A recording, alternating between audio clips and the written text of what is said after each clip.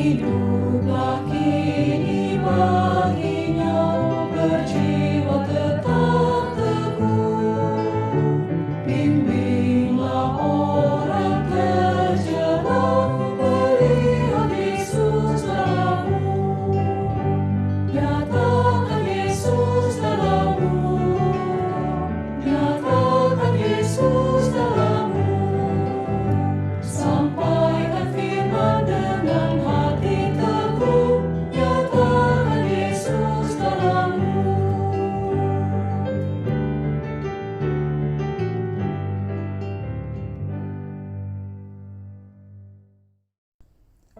Shalom dan salam sejahtera Bapak Ibu Saudara sekalian dimanapun berada pada hari ini. Puji dan syukur kita terus naikkan kepada Tuhan kalau anugerah kehidupan masih boleh kita rasakan pagi hari ini. Kita boleh bangun, melihat pagi yang cerah, dan kiranya dalam pertolongan Tuhan kita juga ditolong mengerjakan apa yang perlu kita selesaikan pada hari ini. Pesan pastoral pada hari ini diambil dari kitab 1 Raja-Raja, pasal yang ke-18, ayat yang ke-3 sampai ayat yang ke-8. Kitab 1 Raja-Raja, pasal yang ke-18, ayat yang ke-3 sampai ayat yang ke-8. Dikatakan sebagai berikut. Sebab itu, Ahab telah memanggil Obadja yang menjadi kepala istana. Obadja itu seorang yang sungguh-sungguh takut akan Tuhan. Karena pada waktu Izebel melenyapkan nabi-nabi Tuhan, Obadja mengambil 100 orang nabi, lalu menyembunyikan mereka 50-50 sekelompok dalam gua dan mengurus makanan dan minuman mereka. Ahab berkata kepada Obadja, "Jelajahilah negeri ini dan pergi ke segala mata air dan ke semua sungai. Barangkali kita menemukan rumput sehingga kita dapat menyelamatkan kuda dan bagal, dan tidak usah kita memotong seekor pun dari hewan itu." Lalu mereka membagi-bagi tanah itu untuk menjelajahinya. Ahab pergi seorang diri ke arah yang satu, dan Obadja pergi ke arah yang lain. Sedang Obadja di tengah jalan, ia bertemu dengan Elia. Setelah mengenali dia, ia sujud serta bertanya, "Engkaukah ini, hai tuanku Elia?" Jawab Elia kepadanya, "Benar, pergilah, katakan kepada tuanmu, Elia ada." Demikianlah firman Tuhan. Berbahagialah mereka yang mendengar, merenungkan, dan melakukan firman Tuhan dalam kehidupannya. Bapak, Ibu, dan Saudara, jika kita diizinkan Tuhan berada dalam suatu lingkungan, atau katakan satu sistem yang ternyata melakukan hal-hal yang tidak benar, baik itu mungkin dalam hal pekerjaan, pendidikan, di dalam organisasi, atau bahkan mungkin dalam pelayanan, pilihan apa yang akan kita ambil? Apakah kita akan memilih untuk mengikuti arus, melakukan hal yang tidak benar, atau memilih untuk melakukan hal yang benar sesuai dengan keyakinan kita? Kita mungkin sudah sangat sering mendengar kisah Daniel yang hidup setia dalam imannya kepada Tuhan. Tapi hari ini, mari kita mendengarkan atau merenungkan satu kisah tentang seseorang yang bernama Obadja, seperti yang baru kita dengarkan di dalam teks yang tadi saya bacakan. Nama Obadja berarti hamba Allah, sama seperti nama Abdullah dalam bahasa Arab. Yang menarik untuk diperhatikan, Obadja adalah seorang pejabat negara.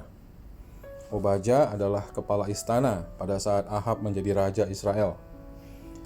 Mungkin kita sudah pernah mendengar bahwa Raja Ahab adalah salah satu dari raja yang jahat yang diceritakan dalam Alkitab.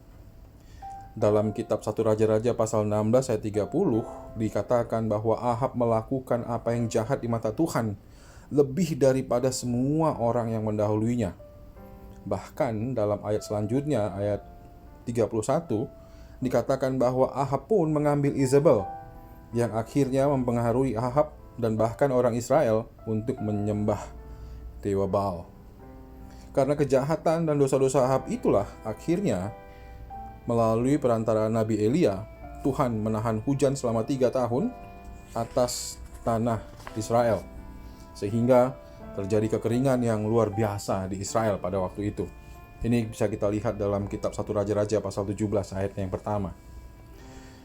Jika kita membayangkan kejahatan Raja Ahab yang demikian besar di hadapan Tuhan, tentu kita menyangka bahwa mungkin hampir semua orang Israel juga bersikap seperti itu. Terlebih-lebih pegawai-pegawai Ahab yang pastinya akan mendapat tekanan juga untuk ikut menyembah Baal. Bisakah kita bayangkan posisi Obadya sebagai kepala istana pada zaman Raja Ahab yang berkuasa? Sebagai kepala istana tentu ia harus melayani segala kebutuhan Raja Ahab beserta keluarganya. Dan sangat mungkin ia pun harus berhadapan dengan penyembahan dewa Baal yang dilakukan oleh Ahab. Nah, tentu sangat mudah bagi Obadya untuk menyerah dan akhirnya ikut menyembah dewa Baal. Tetapi Alkitab mengatakan bahwa Obadya tidak mau ikut-ikutan arus. Dalam hal imannya kepada Allah, Obadya tetap tidak kompromi. Disebutkan di dalam ayat yang ketiga tadi bahwa Obadya adalah seseorang yang sungguh-sungguh takut akan Tuhan. Dalam ayat yang keempat bahkan disebutkan bahwa Obadya selaku kepala istana justru melindungi nabi-nabi Tuhan ketika Izebel melenyapkan nabi-nabi Tuhan dari tanah Israel. Dengan dananya sendiri, Obadya menyembunyikan 100 nabi-nabi Tuhan dan memberi mereka makanan dan minuman. Padahal saat itu adalah saat-saat kekeringan besar, di mana mungkin makanan dan minuman menjadi sangat langka. Obadya mau dan berani mengambil resiko untuk melakukan apa yang benar di hadapan Tuhan. Mungkin caranya memang tidak frontal, tetapi ia melakukan apa yang bisa ia lakukan untuk menyelamatkan nabi-nabi Tuhan. Dalam ayat 7 sampai ayat 8, ketika Ahab menyuruh Obadya untuk mencari rumput untuk ternak, di mana Ahab dan Obadya saling pergi berlawanan arah, Tuhan berkenan kepada Obadya untuk ditemui oleh Elia. Tuhan memakai Obadya untuk menyampaikan kabar bahwa Elia ingin bertemu dengan Ahab. Obadya ini juga adalah seorang komunikator yang ulung. Dia berhasil mengajak sang nabi yang terkenal tanpa kompromi itu untuk bertemu dengan Ahab. Tuhan melihat dan Tuhan tahu bahwa Obadya adalah orang-orang yang sungguh takut kepadanya. Dan dengan demikian, kinerja Obadya seakan-akan pun menjadi baik di hadapan atau di mata Ahab. Mungkin itu jugalah yang menyebabkan Ahab merasa sayang memecatnya, karena Obadya sungguh mampu berkomunikasi dengan Ahab, Elia, dan terutama dapat berkomunikasi dengan Tuhan.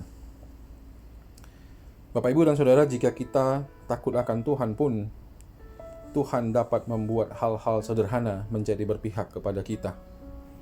Sehingga atasan kita pun dapat melihat bahwa kita memang dapat dipercaya untuk mengerjakan tugas-tugas kita dengan baik. Pada satu sisi memang kita tidak boleh berkompromi terhadap dosa. Tetapi pada sisi yang lain, seperti disampaikan oleh Yesus dalam khotbahnya di bukit, kita dipanggil untuk menjadi garam dan terang bagi dunia. Dunia ini memang sudah penuh dengan dosa dan kejahatan. Tetapi untuk itulah kita dipanggil, supaya kita menjadi saksi-saksi Kristus di dunia yang penuh dosa ini. Biarlah kita menjadi lilin-lilin kecil yang menerangi dunia yang gelap ini. Kita tidak bisa hanya diam di gereja, memuji dan menyembah Tuhan sementara dunia semakin jauh dari Tuhan. Kita diutus Tuhan seperti seekor domba diutus ke tengah-tengah serigala, sehingga kita pun harus dapat cerdik seperti ular, namun tulus seperti merpati, seperti dikatakan dalam Matius 10 ayat 16. Nah, karena itu sama seperti Obadya yang mampu menjadi kepala istana yang takut akan Tuhan di tengah-tengah kekuasaan Raja Ahab yang jahat, atau seperti Daniel dan kawan-kawannya yang mampu menjadi pejabat tinggi di Babel, di tengah-tengah bangsa yang tidak mengenal Tuhan, mari kita dengan mengandalkan pertolongan Tuhan berusaha untuk menjadi saksi-saksi Tuhan yang memuliakan namanya, apapun pekerjaan dan panggilan kita, dimanapun kita berada. Amin.